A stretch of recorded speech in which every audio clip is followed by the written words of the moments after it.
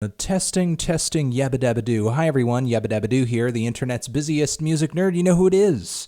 And it's time for our weekly track roundup, where I go over what I felt were the best and worst tracks of the week. Of course, before I get into all of that, we have to talk about our sponsor, the good people over at SeatGeek. SeatGeek is an app that aggregates tickets to live events from all over the web to make buying simple. They put a 1 to 100 score on each ticket to let you know if you're getting a good deal or a bad deal. Their in-app view allows you to see where you are going to sit. Once you've purchased your tickets, get the view from that spot and enter code DROP at checkout to get $20 off your first order if you're going to be buying some tickets to some live events, some shows, some concerts in the near future. Please consider using our sponsor, SeatGeek, since they are supporting the segment and supporting the show. Shout out to SeatGeek. Hit up that link down there in the description to find out more about them. And I also have to bring up our Amazon Associates link, which is down there in the description. If you click on that and you live in the U.S., anything you buy on Amazon, we get kickback from it. Use it to buy some stuff you were going to buy anyway, and that's that. Don't go out of your way for us over here with the Amazon Associates link. Just click on, hey, I was actually going to buy a hat that says blah on it. I've been planning to do that for weeks now. Let me use this Amazon Associates link to do that. Also, we have a similar thing going on with the good people over at turntablelab.com. Using the link down there in the description, you can purchase some colorful pressings of records that I reviewed both positively and negatively on the channel. Also, you can use that link to purchase some audio equipment, turntables, speakers, cables, all that stuff for the budding record collector, the budding audiophile, whether that be yourself or someone who you know. But again, weekly track roundup. And now it's time to get into the tracks. With, I guess, one more thing, I have to mention the t-shirt that we have out. Our Name Tano shirt, which has a bunch of different name revisions on there. I'm pretty much caught up on all the orders over here. I have to put together some more addresses for another order very soon, but a vast majority of the shirts have been sent out. So, if you purchased your shirt like 2 weeks ago or more, it's in the mail, should be coming soon. And so the link to pick up a shirt is down there in the description. And remember, the shirts are going to be ending soon, like in the middle of August. And everybody who gets a shirt will be put in the running to win some Radiohead vinyl. I have the big deluxe box set for a moon-shaped pool, and I have a 10-inch of Amnesiac. And anybody who gets a shirt will be put in the running to win that. All right, let's get into the tracks. No more BSing. The worst tracks of the week. Oh, no. Oh, no. Who's in the worst tracks of the week? First off, in the worst tracks of the week, got to give it to Skrillex, Would You Ever, featuring Pooh Bear. Unfortunately, this just seems like super plain and generic and formulaic EDM for Skrillex. Like there's literally nothing special about this song. Like the vocal on the hook is somewhat catchy, but I would have never guessed this was a Skrillex track had you not told me. It's just a really by the numbers sort of EDM anthem, again, with really nothing memorable about it. And just kind of disappointed that with the fall of dubstep, Skrillex has kind of had a hard time finding his footing with his solo work again. Hopefully that does happen at some point, though.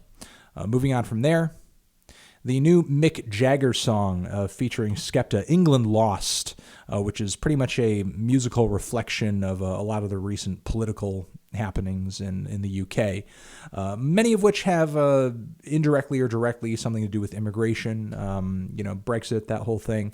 However, this song is horrendous. This is like exactly how you don't do a political track. Like it sounds like a joke song. Actually, if you're a fan of The Office, and I don't mean the American version, I mean the original UK version, you may remember that there were like some post-office like videos and sort of extras featuring David Brent sort of making music with a rapper who he found, like this black guy who he just wanted to have be his friend and sort of show that he's like diverse and he's, not just some old, stuffy white guy. He likes hip hop too.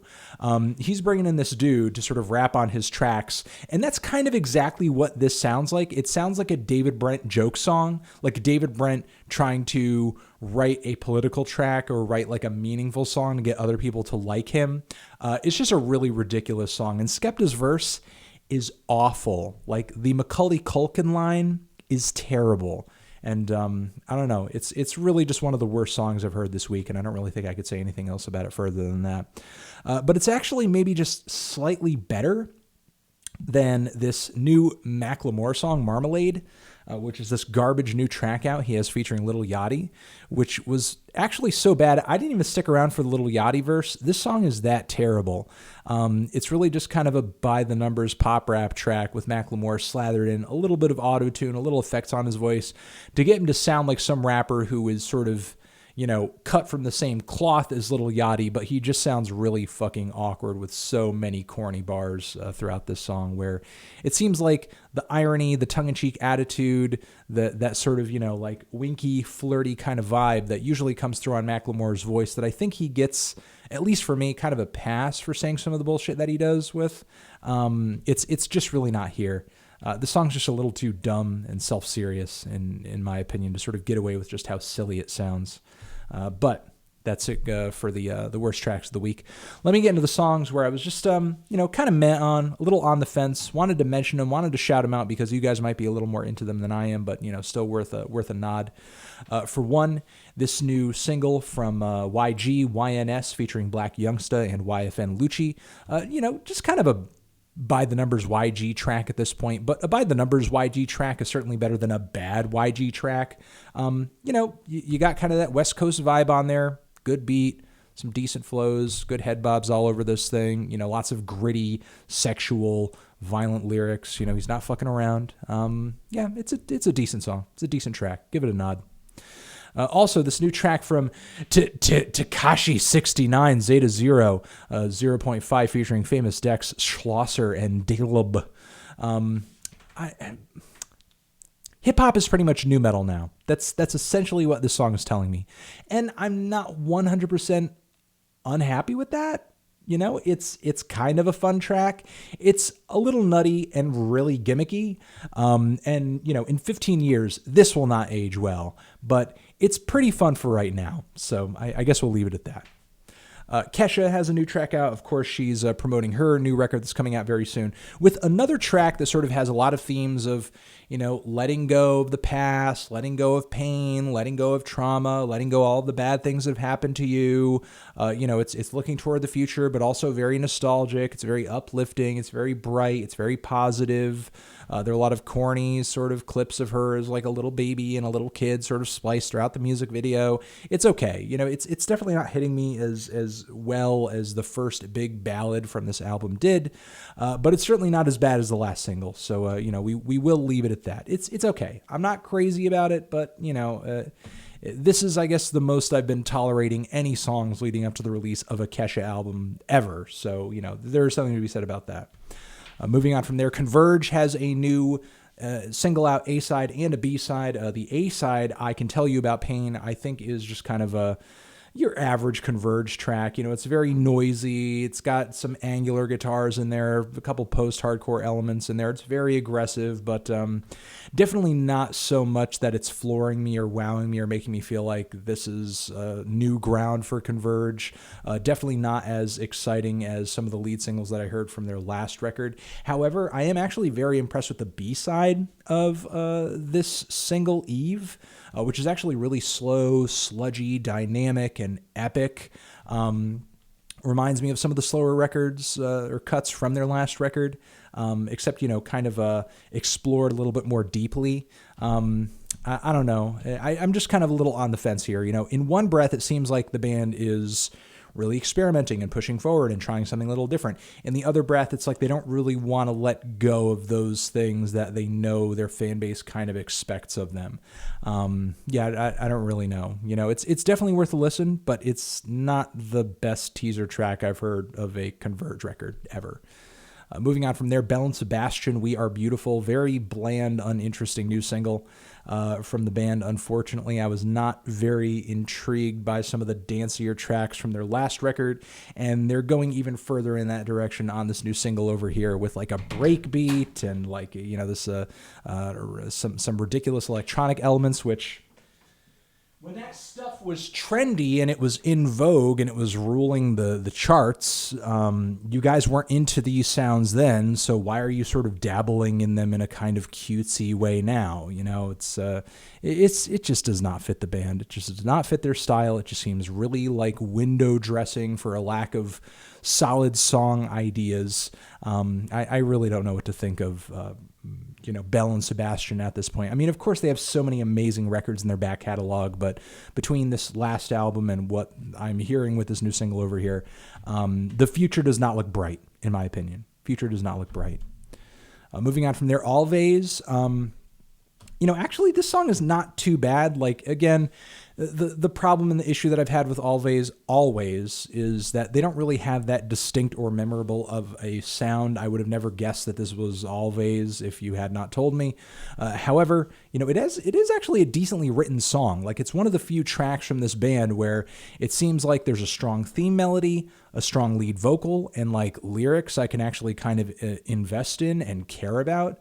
It seems way more personal and intimate than their songs typically are, which I usually feel like are a little too awash in reverb, a little too disconnected, a little too just kind of, I guess kind of swimming through the atmosphere and not really engaging with the audience in any kind of significant way. Again, this is just way more personal and in your face and in a very nice, polite, and kind of enveloping, very welcoming sort of way.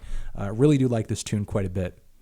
And now we are on to the best tracks of the week. The best tracks. The songs that really kind of stood out to me as being the best tracks that I'd heard all week. All right, let's not dawdle. First, Tera Mellows, math rock band Tera Mellows has a new track out titled "Don't Say I Know," which this is the kind of math rock that's right up to my man. I cannot talk. This is the kind of math rock that's right up my alley. This is why when people ask me, "Hey, are you into math rock?" I'm like, "Yeah, I like bands like Drive Like Yahoo and Hella." That kind of zaniness, that wild experimentation, that attitude, that energy. Tera Mellows is exemplifying that here. I've had issues in the past with their production. I don't think this is a perfectly produced song or anything like that, but a lot of the guitar leads and riffs on this thing are crazy and off the fucking wall. And the vocals are pretty zany too, some weird lyrics on this thing. This is like some really, like some really nutty math rock with a wild personality to it, an experimental edge, and, just a crazy character. I love hearing rock music with personality, and this certainly has it. So shout out to Tera Mellows on this new cut. Moving on from there, Suzanne Sonfor with this new track over here titled Mountaineers featuring John Grant. This is a slow burner. This is the definition of a slow burner. This is a slow starting song. Really kind of sets the tone for a while. Don't expect this track to jump out at you, but once it hits that climax, at the finish, it's beautiful, it's powerful, it's wonderful, it's heavenly, it's eargasmic. Stick around for that ending, please, please, please, please, please. I myself was a little underwhelmed at first, and I've never been a huge Suzanne Sonfor guy, but this new song over here has a really cool, linear, direct sort of structure to it, and it really kind of builds up that tension, and when it lets loose, it lets loose. And, and it blossoms really beautifully. I just cannot stress that enough. Definitely listen to the song. It's a beautiful tune and wonderfully arranged once it gets to that climax. Moving on from there. Oh boy, did I just go to the top? I think I did, but I'm going to continue from here. Best song over here for my week, possibly, maybe, is this new Charli XCX track, Boys. This is a wonderful, playful, flirty little ballad from Charli XCX about boys. You know, there's nothing really much to say about it other, you know, it is what it is. But it's a very fun, entertaining song, and I highly recommend the music video for this thing because guys, boys, guys can be sexy too. Guys can be sexy too. We can be sexy. I love this track. I love the message it sends. Love the music video. Let's keep going. Oh, this album cover. Stop it. Stop it. If you saw this thing sort of looking at you in the corner of the room, what would you do? I would scream and get the fuck out of there because this is freaky as fuck. This is the new album cover for the forthcoming Chelsea Wolfe album. This track over here, new song titled Vex.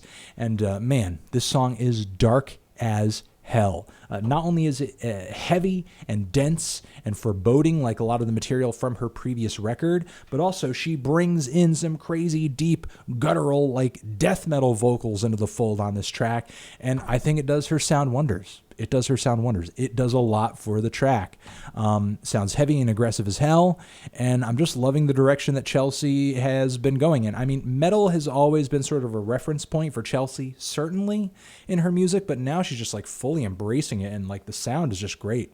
So all the power in the world, all the praise in the world to Chelsea Wolfe.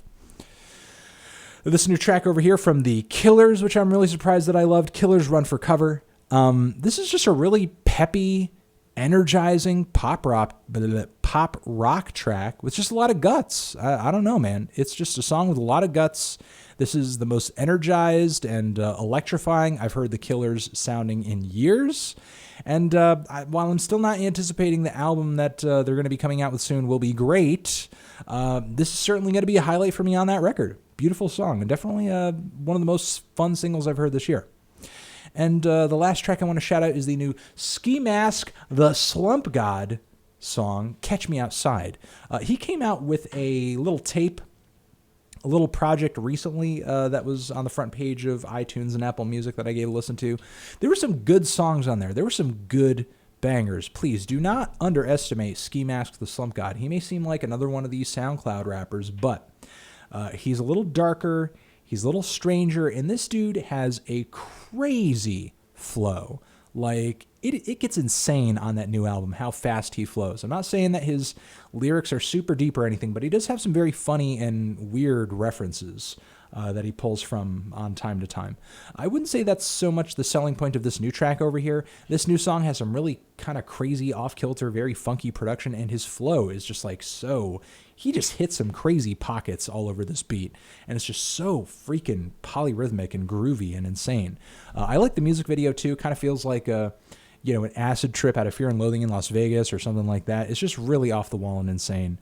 And this dude just has loads and loads and loads of personality. You know, he's not one of these generic trap rappers. He's not some angsty, dark, stupid SoundCloud rapper who's like, talking about, you guys are peasants and you're stupid and I hate you. Though he does very much fuck with XXX tortillas. But still, he's on his own thing. He's got his own vibe. He's got his own sound. He's got his own sort of aesthetic. And I'm really liking what he's doing with it. So that is going to be it, guys. Those are our best and worst tracks of the week, our weekly track roundup. Thank you very much for watching. I hope you got some good recommendations out of this thing. Again, as I have said in the past, all the tracks that I talked about in this segment are linked down there in the description. Again, along with our Amazon Associates link, our Turntable Lab Associates link. Hit up that t-shirt link down there if you want to pick up one of those t-shirts, because those are going to be around again until the middle of August. And hit up our sponsors, the good people over at SeatGeek, because they are sponsoring this segment. They are helping to sponsor this channel, supporting the show. And that's it, guys. All right? You're the best. You're the best. You're the best. You're the best. I will see you in the next video. Forever.